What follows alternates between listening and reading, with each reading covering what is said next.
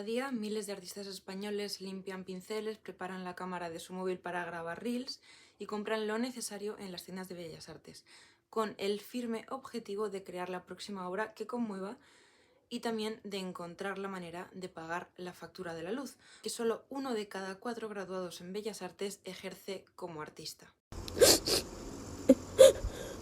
Esto ocurre en muchos otros ámbitos artísticos. Por ejemplo, 6 de cada 10 músicos no llegan a fin de mes. El 57% ingresa menos que el salario mínimo interprofesional, esto según un reportaje de la cadena SER, y el escenario teatral tampoco se queda atrás. Y tampoco mejora el panorama. El 77% de los actores y actrices españoles declara menos de 12.000 euros brutos al año. Brutos. O sea que eso hay que restarle los impuestos, la cuota de autónomos, la declaración trimestral, la renta, absolutamente todo. Imagínate solo 12.000 euros brutos. Lo que es una brutalidad es lo poco que se gana y la cantidad de impuestos a pagar. Aunque estos últimos datos son del ámbito musical, tú que eres pintora, escultor, artista digital, sí te importan, porque revelan un patrón que atraviesa todas las disciplinas creativas. Se puede resumir de la siguiente manera: mucha vocación, pero muy poca estructura económica y bastante presión fiscal. Así que quédate a ver este vídeo porque vamos a analizar el sector cultural desde dentro para comprender por qué estamos tan mal, qué consecuencias tiene y qué puedes hacer tú para no vivir debajo de un puente. Quédate porque esto necesitas saberlo. El sector del arte a nivel profesional sigue siendo un terreno sísmico y hay varias causas que pueden explicar esta situación. Primero, la temporalidad y cachés por debajo del convenio. Es decir, en la música, por ejemplo, se ve muy claro.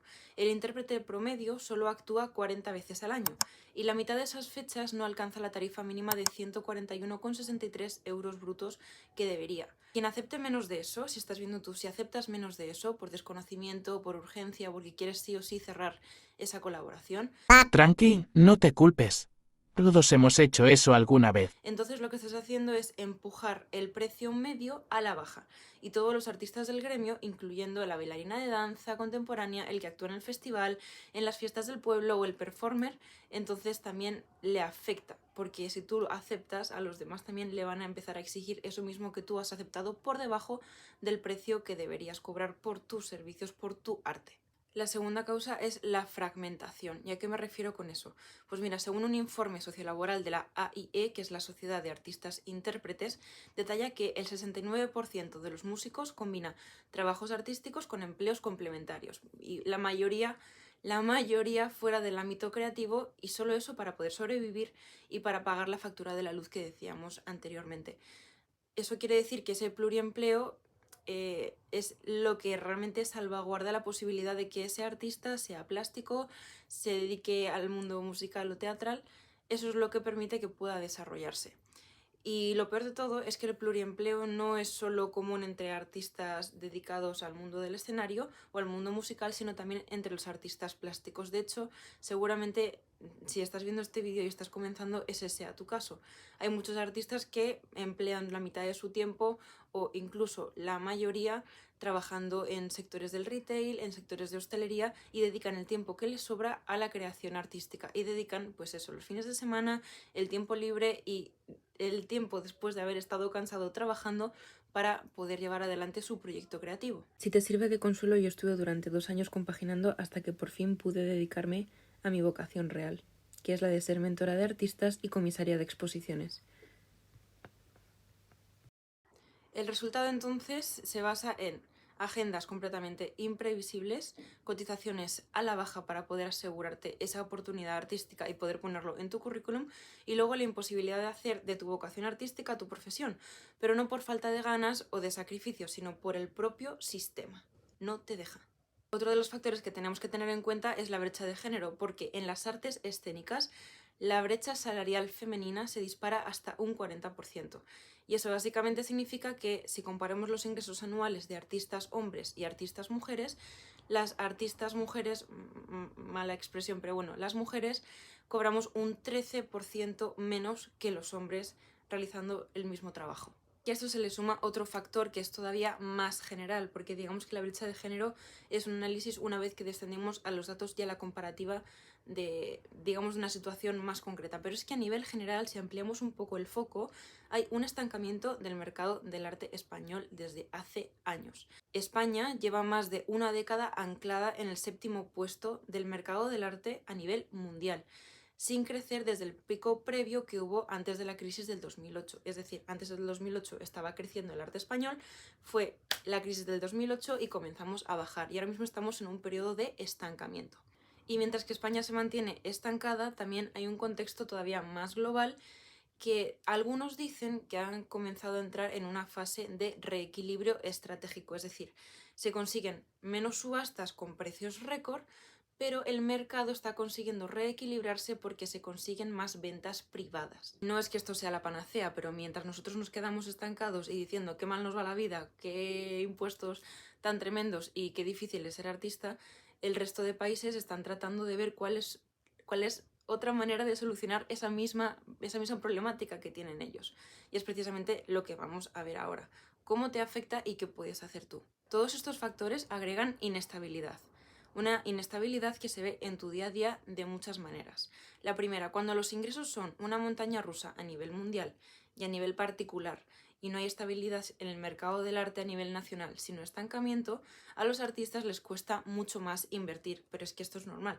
Ponte tú de su parte, si tú tienes que hacer una inversión en arte y hay una situación de estancamiento en el que las cosas no se van muy claras, obviamente tú no vas a invertir tu dinero así porque sí, solo lo harás si hay algo que verdaderamente merece la pena. Por eso los coleccionistas ahora mismo quieren obras muy diferenciales de muy alto valor y hay que saber transmitir ese alto valor y hay que saber trabajar día a día ese alto valor, porque solo ese valor y esa calidad en todos los aspectos de tu ser artista profesional será lo que les mueva y lo que genere interacción y una voluntad de compra. Y ser profesional implica desde que tienes que ser puntual cuando tienes una reunión hasta que debes saber cómo transmitir el valor de tus obras. Y esto, pasado un poco a la vida real, también te afecta, porque significa que muchas personas te preguntarán, pero muy pocos coleccionistas te comprarán. Y esto es completamente normal. No significa que estés haciendo nada malo, no significa que tus obras sean malas, no significa que tu valor como artista sea negativo, sino que tienes que tener en cuenta que para poder conseguir una venta tienes que tener mínimo 20 conversaciones en las que te rechacen, en las que te digan que no.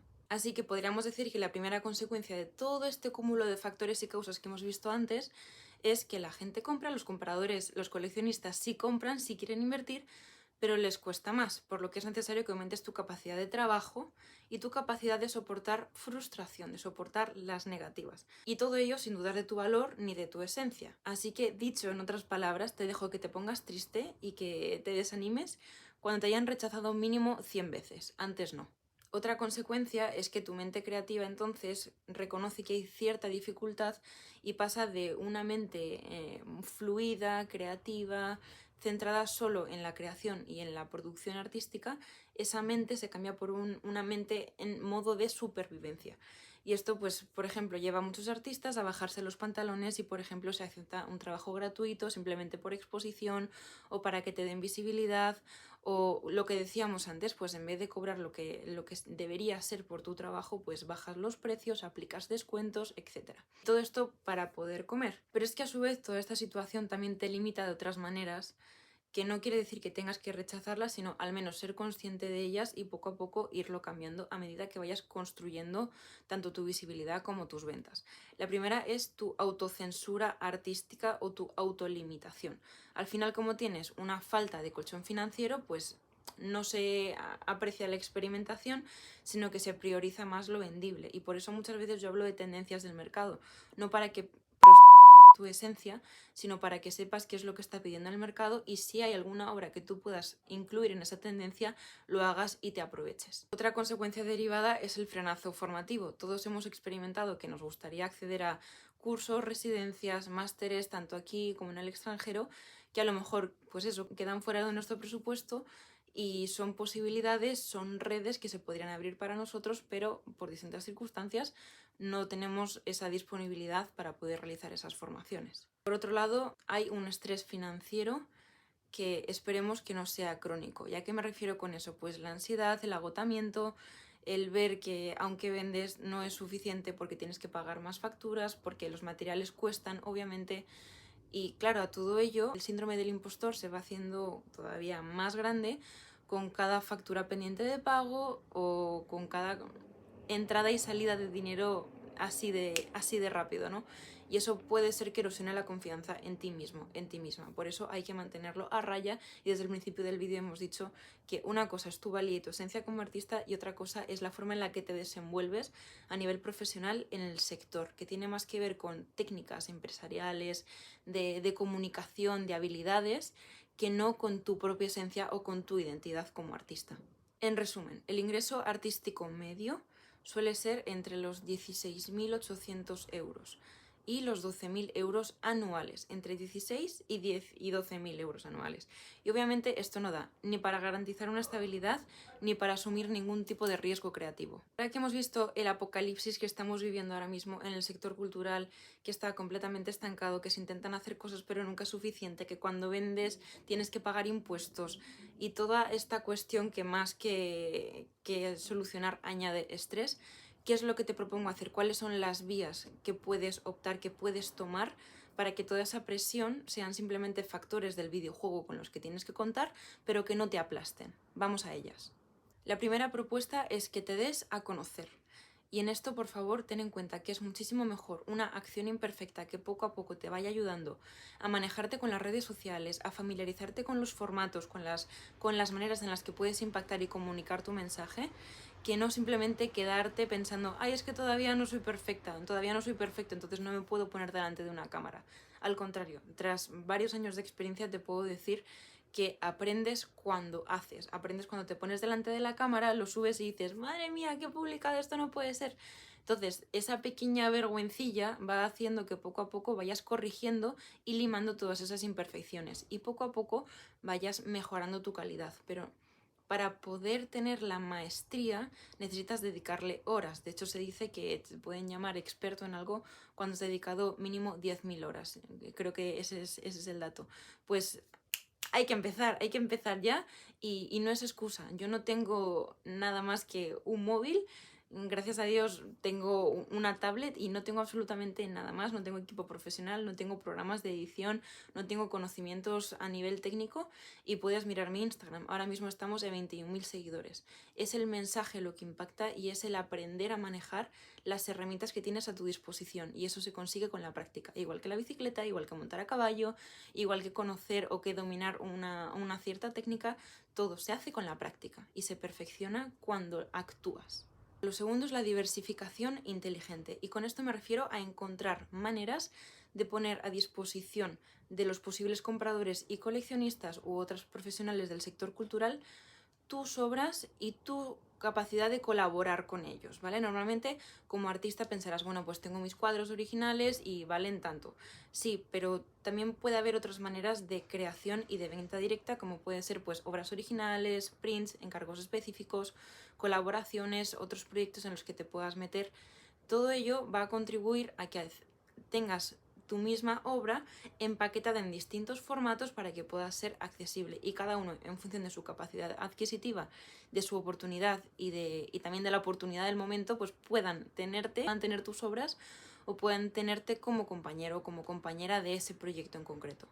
También puedes realizar servicios relacionados, como pueden ser clases, workshops, talleres, cualquier seminario o cualquier actividad que pueda ser más o menos educativa o de compartir, pues por ejemplo, los talleres de arte y vino que ahora están súper de moda y que llevan estando de moda un montón de tiempo. Todos esos talleres, workshops, seminarios son muy agradables porque acercas tu arte a otras personas, te permiten conocer a posibles clientes o posibles compradores y además te suponen unos ingresos que te pueden ayudar a marcar la diferencia entre un mes difícil o un mes medianamente estable. En este caso, yo creo que lo más importante es que digas, oye, ¿qué es lo que se me da bien? ¿Qué es lo que podría enseñar? No hace falta que seas experto, pero sí que lo domines de alguna manera y a partir de ahí ofrecerlo como clase. Al principio te van a decir que no, pero si te preparas un buen programa y si tocas las puertas adecuadas, y eso es haciendo una investigación de qué lugares o qué profesionales pueden abrirte la puerta porque tienen tus mismos valores, tus mismos temas, si haces una buena investigación te abrirán la puerta eventualmente y eso supondrá unos ingresos que se pueden convertir incluso en unos ingresos estables a nivel mensual. Y lo tercero que te propongo sí o sí, que es fundamental y que incluso es la base de todo lo demás, es que tengas una comunidad de artistas a la que agarrarte, en la que preguntar, en la que compartir tus dudas, incluso en la que poder hacer sinergias, alianzas. Y es fundamental porque ten en cuenta que cuando una situación se vuelve bastante complicada, en todo caso, lo que hay que hacer no es pensar que el mercado está saturado y que hay muchísima competitividad, aunque sea cierto, sino que es mejor fijarse en aquellas personas que, como tú, tienen tus mismos ideales e incluso tu misma audiencia, tus mismos compradores, porque es muy, muy difícil captar la atención. No hay nada más que estar 30 días en Instagram o en cualquier red social para darse cuenta. Y si tú creas sinergias, lo que haces es, primero, dar no solo una imagen, sino transmitir el mensaje de que eres una persona abierta, en la que se puede confiar en ti, con la que se puede hablar, con la que se puede colaborar y que responde de manera profesional y adecuada. Obviamente estas colaboraciones solo se pueden hacer con los profesionales o artistas de tu sector que no te plagien. Te aviso porque a mí me ha pasado. Y eso ya es bastante, porque los compradores no solo eligen tus obras, sino que te eligen a ti, porque tú eres la persona que materializa esos sentimientos y esas vivencias en determinadas obras. Pero es que luego además a nivel práctico te es, vamos, de muchísima ayuda, porque además tú compruébalo, es que yo lo he comprobado. Si tú haces un post solo, un post sola, o haces cualquier tipo de proyecto, cualquier tipo de evento, es un lío, toda la responsabilidad recae en ti, estás solo tanto para lo bueno como para lo malo. Es una gran satisfacción si lo llegas a conseguir, pero la carga es muchísima y no tienes a nadie en quien poder confiar o a quien poder consultar ciertas dudas. Sin embargo, si tienes una comunidad de personas que hacen cuestiones similares a las tuyas, siempre puedes tener ese apoyo para consulta e incluso para accionar, para actuar. Y eso es lo que cuenta hoy en día, la productividad. Pero no porque tu valía dependa de la productividad, sino porque ahora mismo en España tenemos una productividad bajísima en el mundo en general, y no solo porque tengamos una deuda a nivel nacional y a nivel mundial, sino porque estamos acostumbrados a que nos lo tienen que dar todo hecho. Lo que decíamos, la atención es muy muy fluida, es muy líquida, y cuando de verdad te encuentras a alguien que te aporta valor y que te resuelve distintas cuestiones, o que te hace sentir algo a través de sus obras, es que te quedas, porque se busca lo diferencial, como veíamos antes, se busca lo que realmente tiene mucho valor y mucha calidad en todos los aspectos. Aquí podríamos ver qué significa tener calidad. Tú sabes lo que significa tener calidad, tú sabes que puedes limpiar un pincel más o menos así, o puedes limpiarlo bien. Tú sabes que si estás haciendo una obra sobre un cierto tema, o un retrato, o cualquier otra historia, sabes que puedes hacerlo de forma cutre y de forma mediocre, o puedes hacerlo de forma profesional, invirtiendo las horas para estudiar, para aprender la técnica y para luego plasmarlo y perfeccionarlo. O puedes hacerlo un poco pues tirando los pinceles al aire, ¿no? No significa que tengas que ser perfecto, significa que tienes que ser cuidadoso y meticuloso con tu trabajo. Y en cada fase de tu evolución como artista implicará unas cosas u otras. Yo hace 3 años, cuando empecé con este proyecto, obviamente había muchísimas cosas que ni me planteaba, pero lo importante era que en ese momento yo lo hiciera lo mejor posible. Lo importante es que tú hagas lo que sepas de la mejor manera posible, y poco a poco, con la experiencia y con los errores, irás mejorando. Y eso forma parte del proceso, pero tienes que hacerlo. Para terminar, te quiero dar ciertos datos para que no haya una actitud completamente pesimista, sino para que veas que el mercado del arte sigue siendo un mercado muy, muy rentable. En general, las ventas privadas a nivel del mercado del arte global rozaron los 36.000 millones de dólares en el 2024. O sea que sí hay dinero en el mundo del arte, sí hay dinero circulando. La cuestión es que los coleccionistas, como decíamos antes, son menos especulativos y más exigentes con esa coherencia conceptual, narrativa y artística.